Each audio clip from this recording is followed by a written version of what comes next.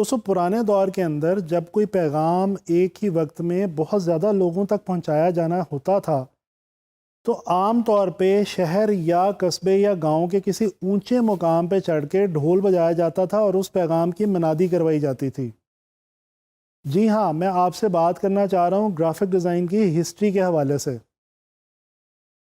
दोस्तों आपको ये जान के बहुत हैरत होगी कि हालांकि ग्राफिक डिज़ाइन जो है ये एक मॉडर्न फील्ड है, लेकिन इसकी हिस्ट्री का ताल्लुक इंसान के प्री हिस्टोरिक एरा से है, यानी कि पत्थरों और गारों के दौर से।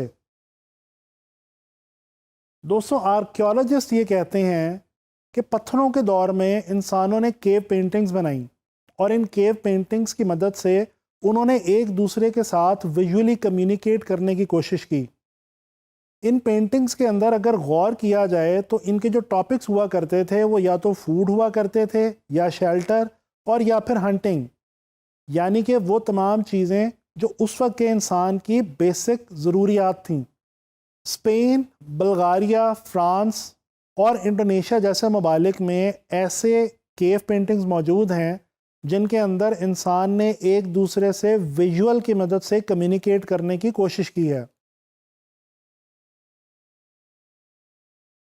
दोस्तों इससे अगर ज़रा आगे आ जाएं तो हम ये देखते हैं कि इजिप्शियन सिविलाइजेशन में हिरोग्लिफ्स के नाम से दुनिया की पहली विजुअल लैंग्वेज के सबूत पाए जाते हैं। हिरोग्लिफ्स को दुनिया की पहली ऐसी ज़ुबान कहा जाता है जिसको इजिप्शियंस ने विजुअली अपनी अमारात और मुख्तलिफ मकामात पे विजुअल की फॉर्म में इस्तेमाल किया। अगर इससे और आगे चलें तो चाइना के अंदर पहली बार पेपर इजाद हुआ। पेपर का इजाद होना ग्राफिक डिज़ाइन के लिए एक बहुत ही अहम स्टेप था। इसके बाद यूरोप के अंदर पहली बार बाकायदा तौर पे प्रिंटिंग का आगाज़ हुआ। इसमें ख़ास तौर पे जो अहम तरीन मुकाम हासिल है वो जर्मनी को हासिल है। एक जर्मन गोल्डस्मिथ ग्लटनबर्ग ने पहली बार अपनी प्रिंटिंग प्रेस में मूवेबल टाइप का इस्तेमाल किया। इसके अलावा क्लॉड गैरामाउंट ने दुनिया की पहली टाइप फाउंड्री का आगाज़ किया, यानी कि एक ऐसी कंपनी बनाई जहां पे टाइप फेसेस को डिज़ाइन किया जाता था। 1760 के अंदर इंडस्ट्रियल रेवोल्यूशन आ गया। इंडस्ट्रियल रेवोल्यूशन आने के साथ साथ जैसे इंसान की ज़िंदगी की बाकी फील्ड्स पे असर पड़ा, इसी तरह से ग्राफिक डिज़ाइन के ऊपर भी बहुत गहरा असर हुआ। विलियम मॉरिस उसी दौर का एक बहुत ही मशहूर आर्टिस्ट है। उसने इसी दौर के अंदर पहली डेकोरेशन फर्म का आगाज़ किया जहां पे वो मुख्तलिफ डेकोरेटिव डिज़ाइन अपने क्लाइंट्स के लिए बनाया करता था। इसके बाद दुनिया की जो पहली एडवर्टाइजिंग एजेंसी मार्ज़ वजूद में आई उसका नाम NW आयर एंड सन्स था। दोस्तों ग्राफिक डिज़ाइन की हिस्ट्री में एक बहुत ही अहम मुकाम फर्स्ट वर्ल्ड वॉर और सेकेंड वर्ल्ड वॉर को भी हासिल है।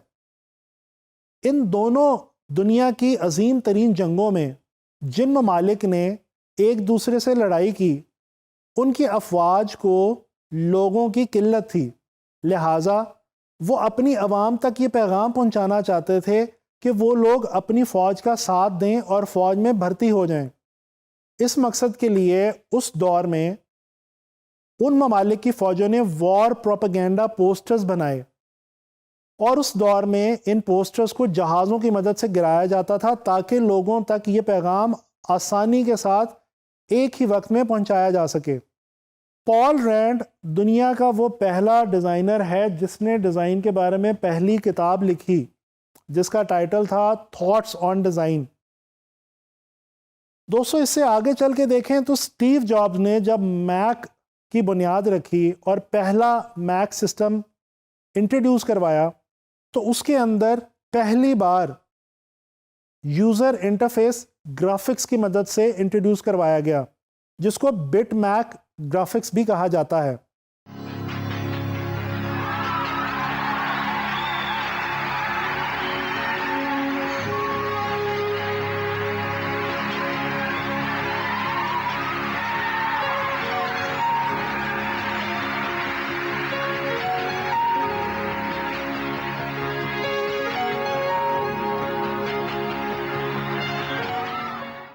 दोस्तों, डिजिटलाइजेशन के बाद ग्राफिक डिज़ाइन की हिस्ट्री में जो एक बहुत ही रिमार्केबल किरदार अदा किया वो अडोब कंपनी ने अदा किया।